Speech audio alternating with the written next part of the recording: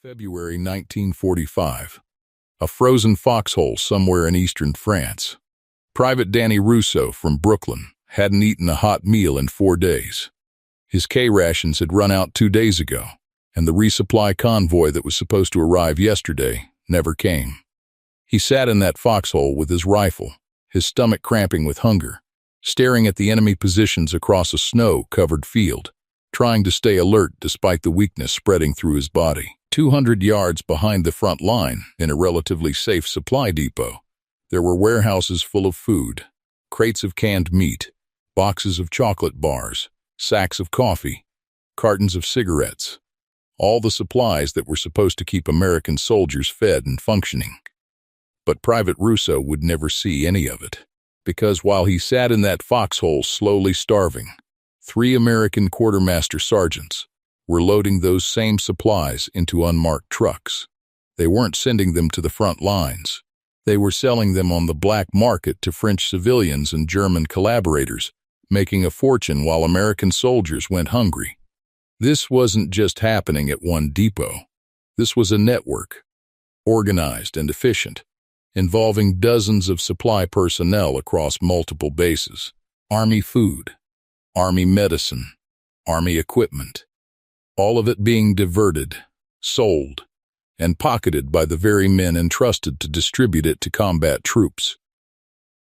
And when one young lieutenant tried to report what he was seeing, when he went to his commanding officer with evidence of the theft, he was quietly transferred to a different unit and told to keep his mouth shut.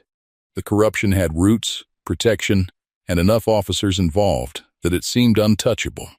That is, until a single incident on February 14, 1945, caused the entire scheme to come crashing down in the most spectacular and brutal way possible. A medical convoy heading to a field hospital ran out of fuel 20 miles from its destination.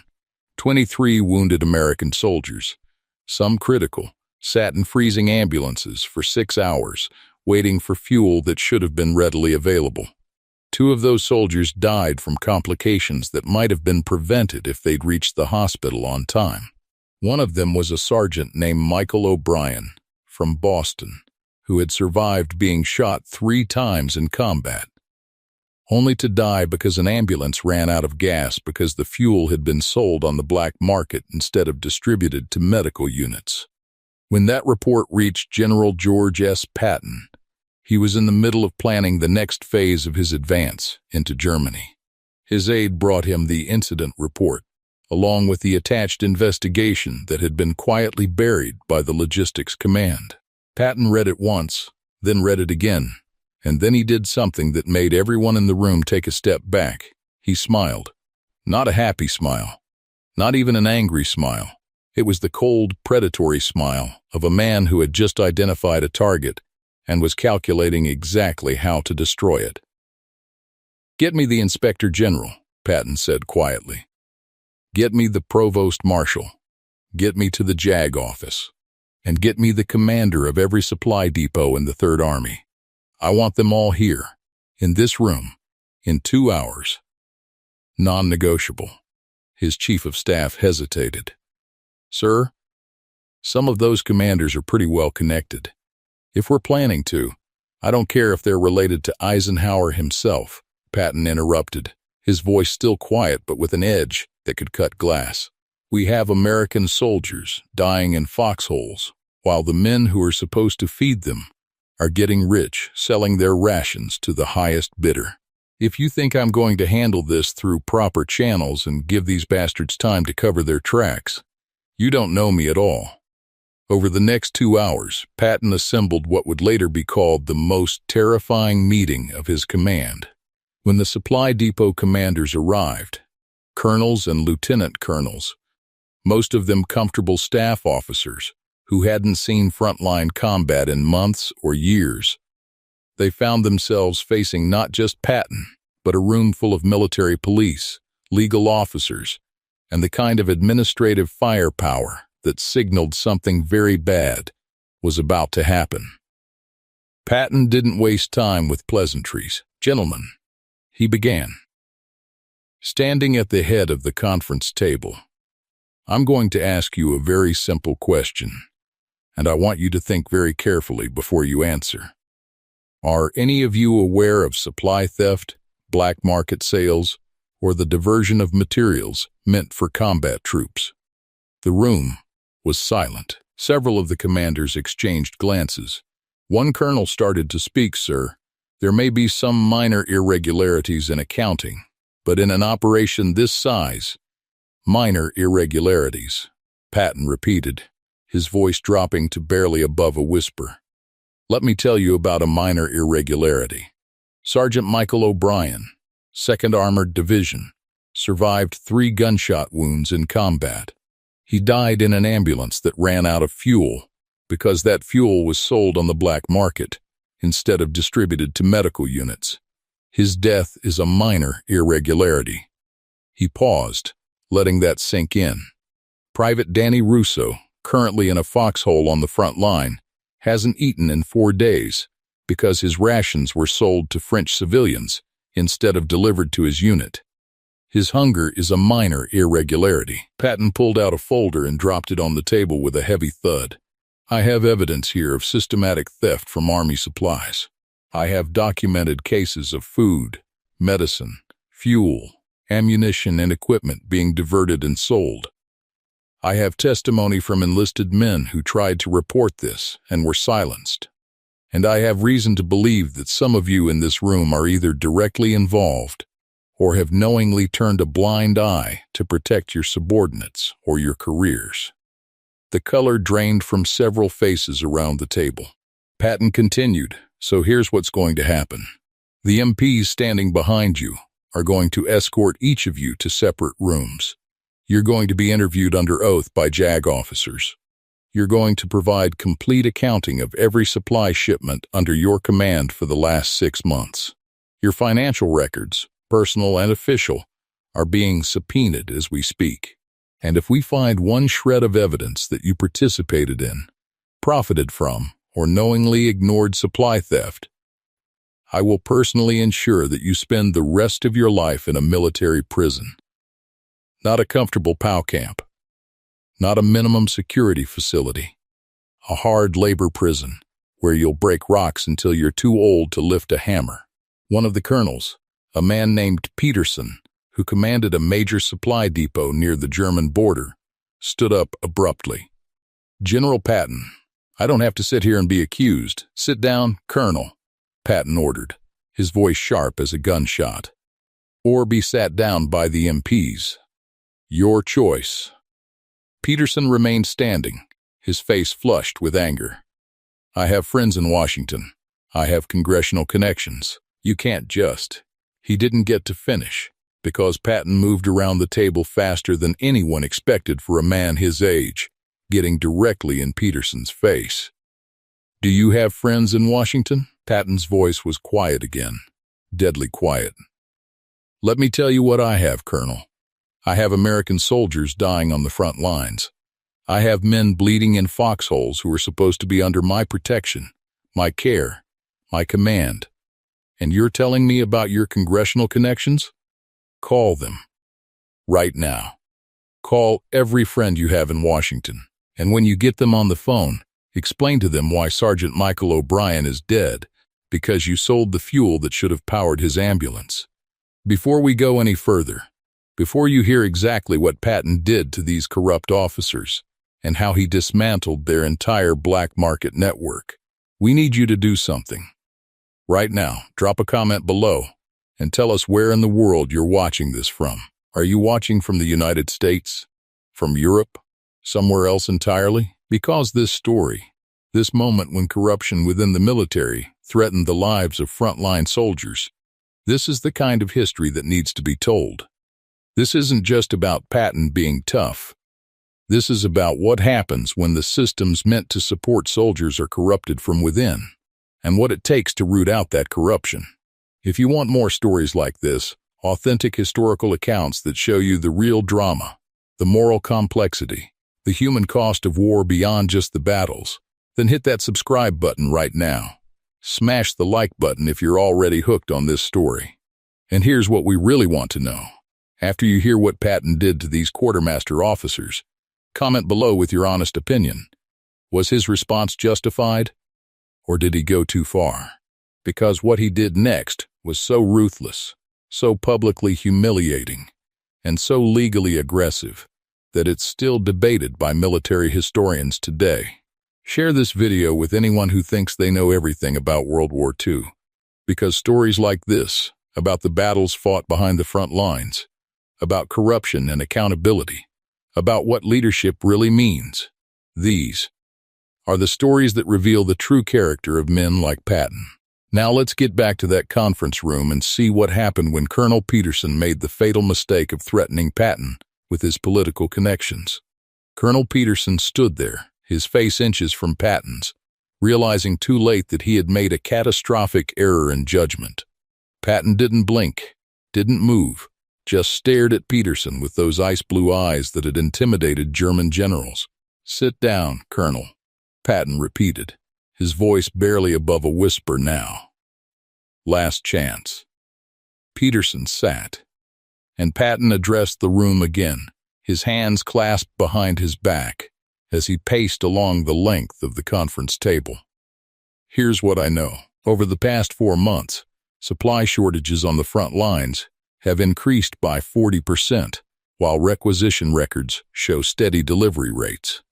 That mathematical impossibility suggests one of two things. Either our record-keeping is catastrophically incompetent, or supplies are being diverted. I don't believe in incompetence of that magnitude, which leaves theft." He stopped pacing and turned to face them.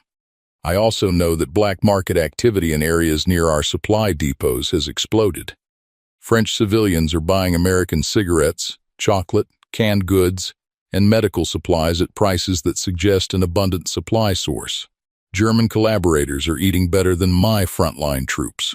And in at least 3 towns, local black market dealers are driving American Army trucks that somehow disappeared from our motor pool inventories." The commanders sat in silence, some looking at the table, others straight ahead, a few sweating despite the cold room. Patton continued, "So here's the deal I'm offering, and it's the only deal you're going to get. If you cooperate fully, if you provide evidence against everyone else involved, if you help me identify every single person from private to colonel who participated in this theft, then you'll be court-martialed, dishonorably discharged, and sent to prison. That's a good option. That's what cooperation gets you." He let that sink in before continuing. "If you don't cooperate, if you obstruct this investigation, if you lie or hide evidence, then I will charge you not just with theft and corruption, but with treason. Because that's what this is, gentlemen. While American soldiers are dying fighting Germans, you've been selling their supplies for personal profit. You have actively undermined the American war effort for money. That's not just corruption. That's giving aid and comfort to the enemy. And the penalty for treason during wartime is death by firing squad." The room erupted. Several officers tried to speak at once, voices raised in protest and fear. Patton let them talk for about 10 seconds, then slammed his hand on the table with a crack like a gunshot. Instant silence. "I don't want to hear your justifications. I don't want to hear about how everybody does it, or how you needed the money, or how the system made it too easy. I want names, dates, quantities, and evidence. You have 24 hours to decide whether you're going to save yourselves by helping me destroy this network, or whether you're going to go down with it." Dismissed. As the MPs escorted the shaken commanders out for individual interrogation, Patton turned to his Inspector General, a meticulous colonel named James Worth, who had a reputation for being impossible to intimidate or bribe. "Colonel Worth, I want this investigation to be the most thorough, most aggressive, most public investigation in the history of the United States Army. I want every journalist, every congressman, every civilian back home to know exactly what these men did and exactly what happened to them. I want this to be such a spectacular example that no one in any future war ever thinks about stealing from American soldiers again." Worth nodded. "Sir, That kind of public investigation could be embarrassing for the Army. It might damage morale if people back home think, "You know what damages morale, Colonel?" Patton interrupted. "Soldiers dying because they didn't get supplies. Wounded men bleeding out because medical equipment was sold instead of distributed. Combat troops going hungry while staff officers get rich. That damages morale. Exposing it and crushing it shows that the Army actually gives a damn about protecting its own people." He walked to the window, looking out at the supply depot visible in the distance. "Here's what's going to happen. We're going to raid every supply depot in the Third Army simultaneously. Tonight, we're going to seize all records, all inventory, everything. We're going to interview every enlisted man who works in supply and offer them immunity for testimony. And we're going to follow the money, every franc, every mark, every dollar that moved from Army supplies into private pockets." The raids happened at 0300 hours, coordinated across dozens of locations. MPs and Criminal Investigation Division agents descended on supply depots like an invading force. Shocked quartermaster personnel found themselves rousted from their bunks, their personal quarters searched, their financial records confiscated. The scope of what they found was staggering. At Colonel Peterson's depot alone, investigators discovered that over 40% of incoming supplies were being systematically diverted. There were false inventory records, forged distribution receipts, and a sophisticated accounting system that made stolen supplies disappear on paper. Peterson had a personal bank account in Switzerland, with deposits totaling over $180,000, a fortune in 1945 dollars, all earned by selling food that was supposed to feed American soldiers. But Peterson wasn't the worst of them. At a depot near Nancy, France, investigators found a major named Richard Blackwell, who had built an entire criminal enterprise.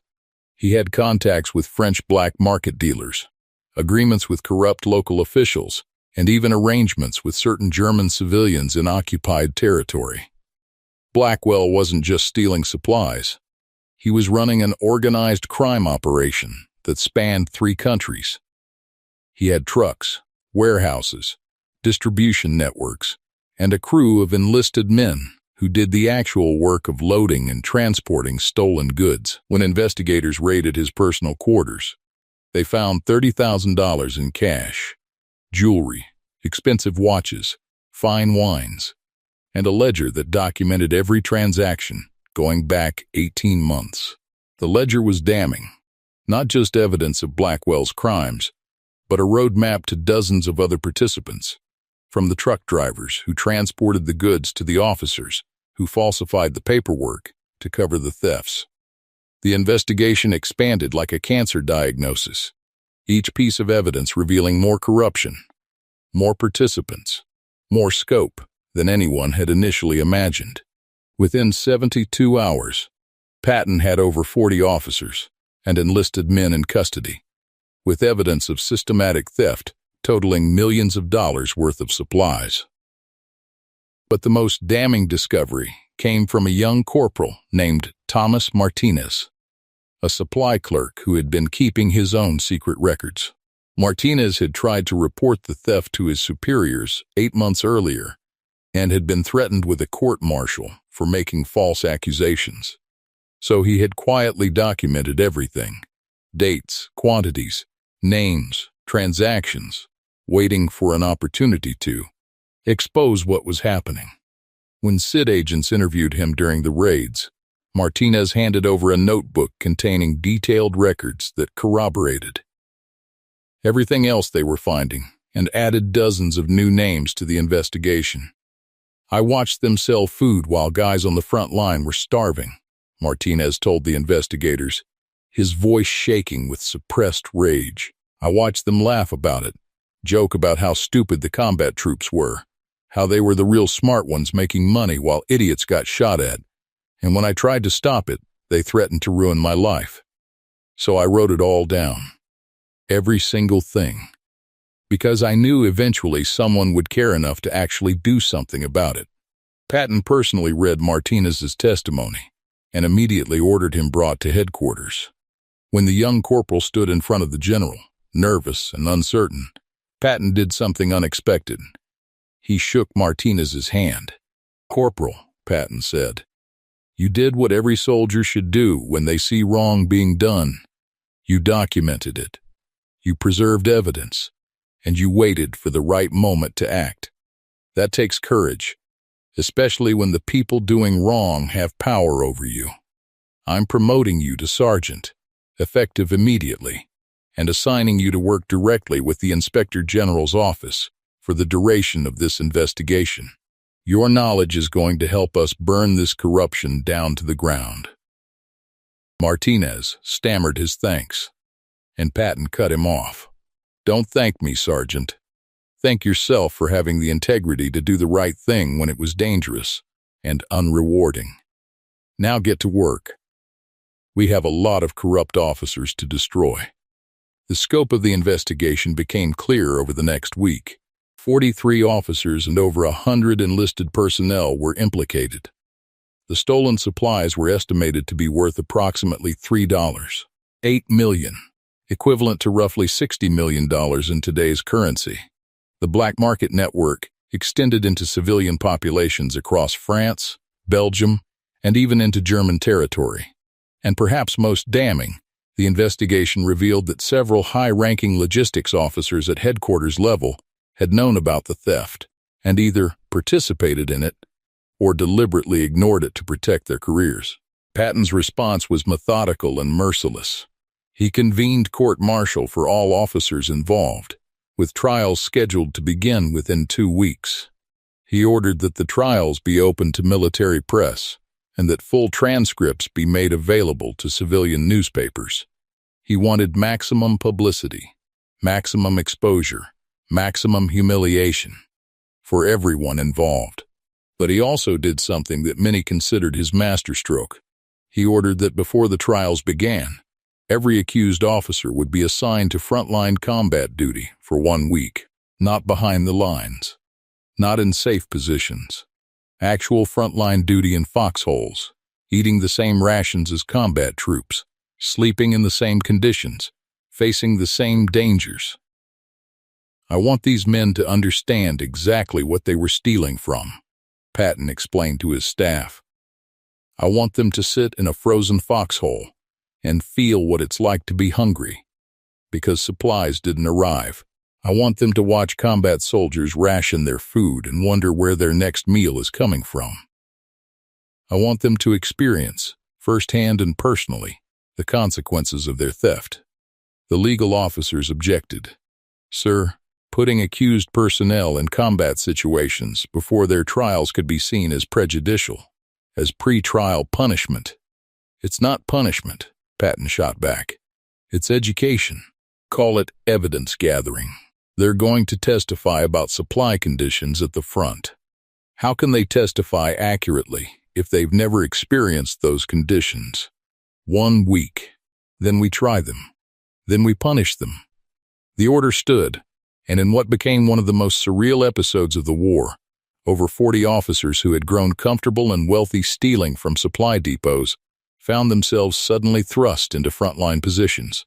And what happened during that week would become the final, devastating piece of Patton's strategy to destroy the black market corruption once and for all. Colonel Peterson lasted 3 days in a frontline foxhole before he broke completely. On the first day, he was issued the same K rations that frontline troops received, the meager portions that were supposed to sustain soldiers through brutal combat conditions. After months of eating well from stolen supplies, selling prime cuts of beef and canned delicacies on the black market while pocketing the profits, Peterson found himself eating cold beans from a tin can, rationing his small portion of stale crackers, making a single chocolate bar last an entire day. On the second day, a resupply convoy that was supposed to bring hot food and fresh rations never arrived. Peterson, sitting in a frozen foxhole with 3 combat infantrymen who had been living this way for months, asked the sergeant when they'd eat next. The sergeant looked at him with barely concealed contempt and said, "When it gets here, sir." Sometimes that's tomorrow. Sometimes that's 3 days from now. Sometimes the supplies get lost somewhere between the depot and the front line. I'm sure you wouldn't know anything about that." The sarcasm was thick enough to cut with a knife. Peterson said nothing, but that night, shivering in the foxhole as artillery fire rumbled in the distance, he began to understand in a way that no amount of testimony or evidence could have taught him.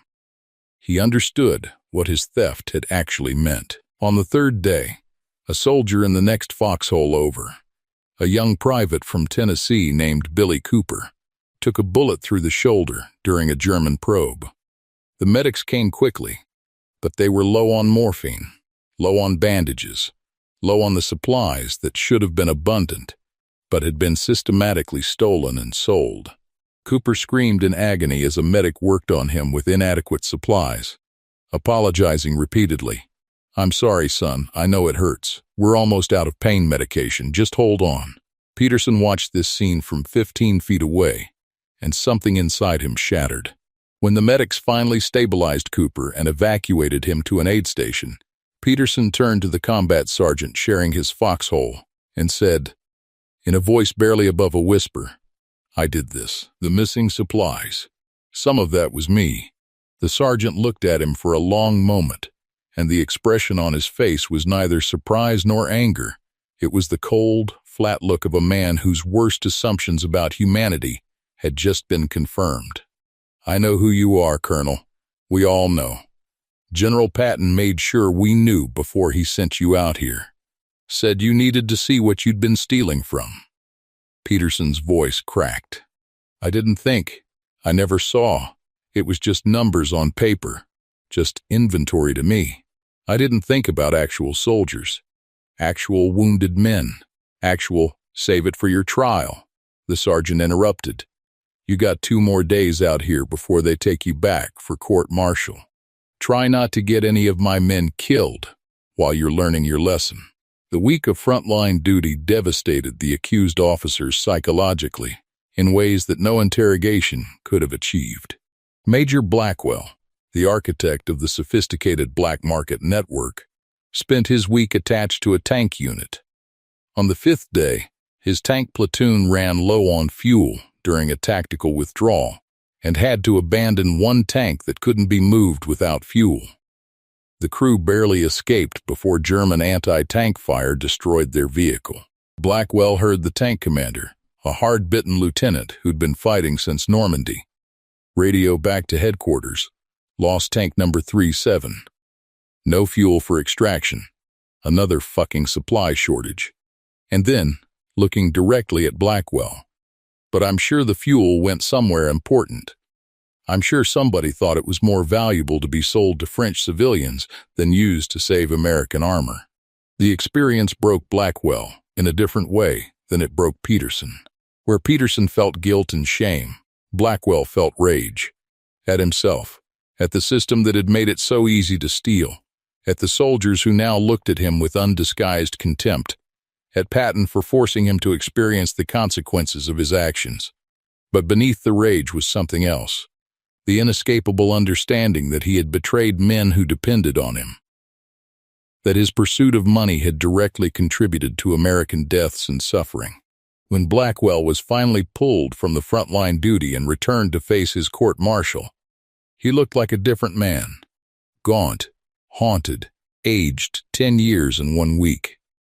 Several of the accused officers had similar transformations, but 3 of them, including a lieutenant colonel named Marcus Webb, who had been one of the primary organizers of the theft network, came back from their frontline week even more defiant, more convinced that they had done nothing truly wrong, that soldiers had always scrounged and civilians had always operated black markets, that what they'd done was no different than what countless others had done in every war throughout history. These 3 would provide Patton with the perfect opportunity to demonstrate exactly what happened to those who remained unrepentant. The courts-martial began in early March 1945, conducted in a large requisition building that had once been a French municipal hall. Patton ordered that representatives from every combat unit in 3rd Army be present to observe.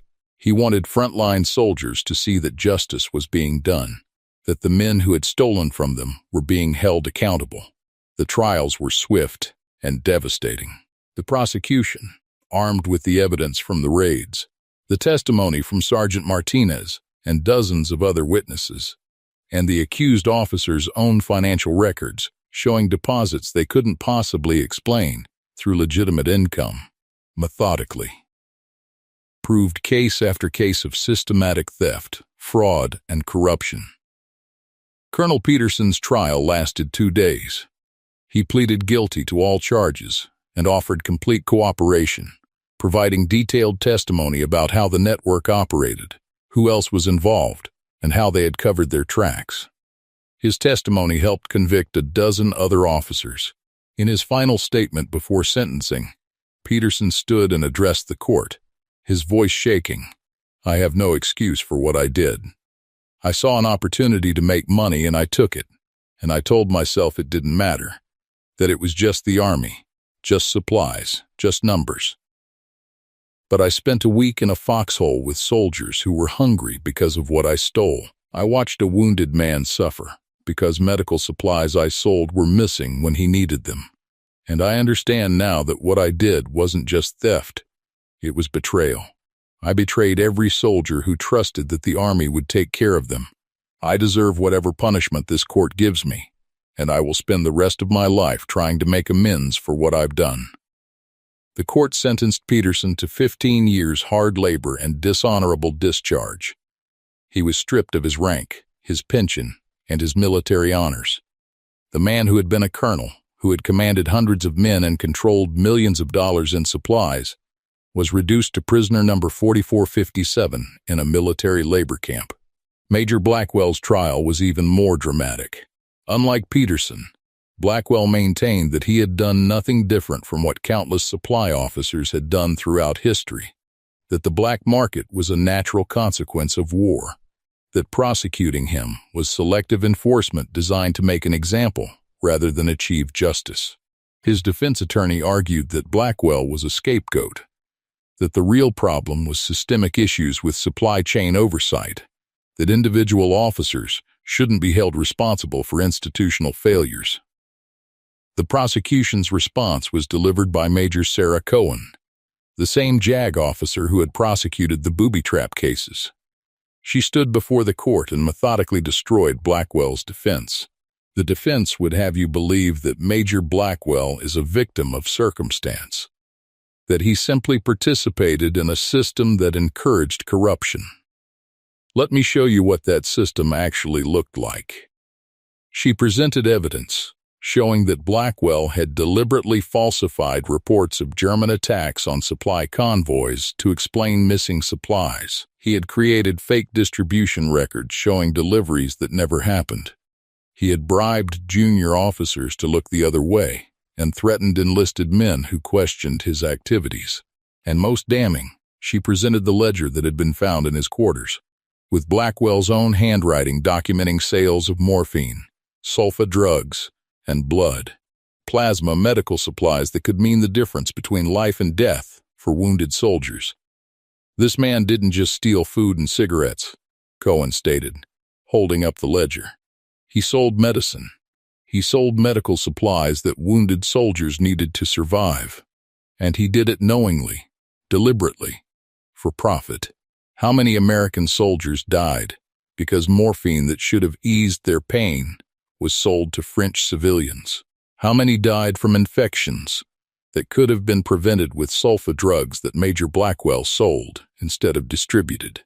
We'll never know the exact number, but we know it's more than zero. And every single one of those deaths is in his hands." She turned to face Blackwell directly. "You're not a scapegoat, Major.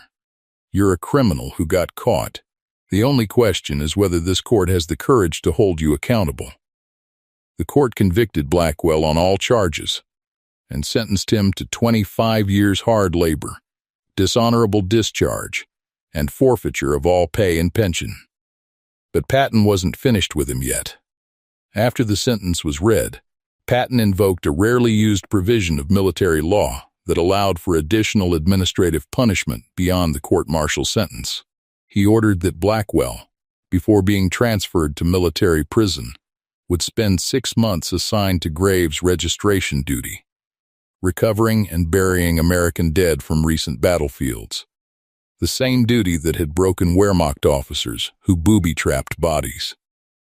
"You sold medical supplies that could have saved soldiers' lives," Patton stated in his written order. "You will spend 6 months honoring the dead who might have lived if you'd done your job. You will handle their bodies with respect. You will ensure they are properly identified and buried, and you will think about what your greed cost them and their families. Only then will you go to prison." The 3 officers who remained defiant, including Lieutenant Colonel Webb, received the harshest sentences. Webb was convicted of not just theft and corruption, but also of obstruction of justice for threatening witnesses and destroying evidence. He was sentenced to 30 years hard labor and became the face of Patton's campaign against corruption. His photograph was published in Stars and Stripes and in newspapers across America. A once proud officer, now a convicted criminal. A cautionary tale about what happened when greed and betrayal infected the military supply system. But Patton's final move was perhaps his most psychologically effective. He ordered that all money recovered from the black market network, the cash seized in raids, the funds recovered from Swiss bank accounts, the proceeds from liquidating the stolen goods that had been recovered, be distributed directly to the families of soldiers who had been killed or wounded while serving in Third Army. Approximately $1.2 million was recovered and distributed, with each family receiving a check along with a letter explaining that the money came from prosecuting officers who had stolen from American soldiers. The letter, signed by Patton himself, read in part, "This money cannot replace what you have lost, but it comes from men who betrayed your son/husband/father by stealing the supplies meant to support him. They have been prosecuted, convicted, and punished. I wanted you to know that the United States Army does not tolerate those who prey on our own soldiers, and that justice has been served." The impact of those letters, arriving at homes across America where families were grieving lost soldiers, was enormous. Newspapers picked up the story, radio broadcasts discussed it, and suddenly the abstract concept of supply chain corruption became concrete and personal. Families understood that their loved ones had been betrayed not just by enemy action, but by Americans who had stolen from them. And they saw that Patton had held those Americans accountable in the harshest possible terms. By the end of March 1945, Patton's anti-corruption campaign had resulted in 43 convictions, hundreds of dishonorable discharges for enlisted personnel who had participated, and a complete reorganization of Third Army's supply system with new oversight procedures, mandatory audits, and severe penalties for any irregularities. Black market activity in the Third Army's operational area dropped by over 90%. Supply shortages on the front lines virtually disappeared, and every soldier in the Third Army knew that if you stole from your fellow soldiers, if you betrayed the men who depended on you, Patton would find you and destroy you without mercy or hesitation. This is the story they don't tell you in simplified histories of World War II, not the battles and the strategies, but the internal battle against corruption, against the human temptation to profit from others' suffering, against the betrayal that happens when those entrusted with supporting soldiers choose greed instead. Patton understood that. Defeating Germany required more than tactical brilliance. It required ensuring that American soldiers could trust their own supply system, that the institution was worthy of their sacrifice. If this story changed your perspective on World War II, if it showed you a side of military leadership that goes beyond battlefield tactics, then we need you to take action.